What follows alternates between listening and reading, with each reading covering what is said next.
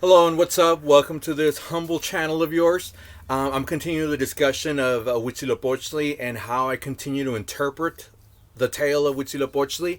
Now, as I go on through my life, whether I'm at the gym, whether I'm at work, I'm constantly having that motor running. Now, it's important to have that motor running to generate whatever it is that you're wanting to bring forth. I'm currently working on literature. I'm currently working on adding chapters to this literature, adding pages, adding content. Therefore, it is my priority to make sure that I evaluate and I analyze each and every one of my thoughts. That way, these thoughts are leading up to the ultimate goal, which is to come up with these masterpieces. I've already published my first book, but I'm not going to stop there. I'm going to continue to work on other literary projects.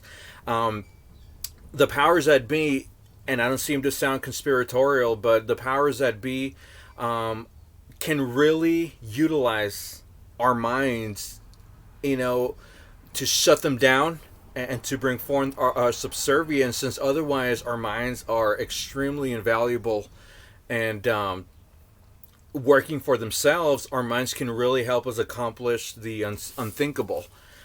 Now, on one of these occasions that I was pondering about the meaning of life and the concept of Huitzilopochtli, I came across the fact that when Huitzilopochtli was born of Coatlicue, remember, he was born a full-fledged warrior with his headdress, with his weapon of choice, the Xucoatl, which is the fiery serpent.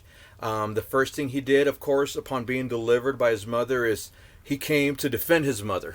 What does that sound like? He is defending an earthen mother. That sounds to me like those fighting the DAPL, the pipelines, the earth protectors.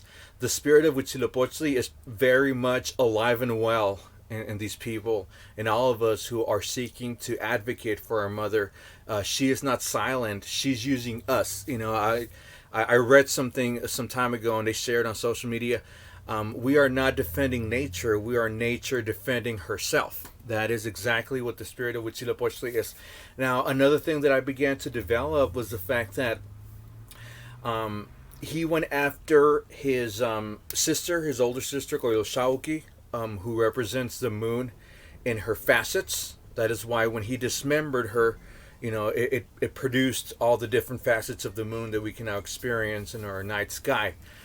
He also went against his brothers, the Senson Witznawa, who are said to represent the stars. The number of the brothers was 400, which is pretty much a number equivalent, more or less, to infinity. So it's interesting that the sun is a star. The sun is our star, which illuminates our planet. Similarly, we have to be the head stars of our own figurative planets, namely our lives and our endeavors. There's going to be all these other lesser suns, aka other stars, trying to illuminate and trying to, take governance and prominence in our planet, but in the end, we have to be our own sun. That is one more thing that Huitzilopochtli inspires us to do, which is to retain governance of our own lives and our own endeavors. These other lesser lights were banished whenever Huitzilopochtli appeared and completely annihilated them. And that is compared to whenever the sun rises in the morning and now there's no more light from the stars, there's no more light from the moon, the sun is back. And the sun has shut down all these other lesser lights. The moon just reflects the light of the sun. And these stars, as brilliant as they are, far more distant, and their light is very limited in our planet.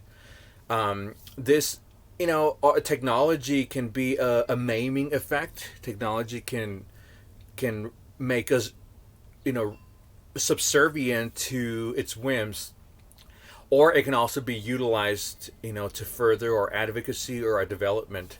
Like I've said many times, I am an avid book reader and I refuse with all my might to read on a device, on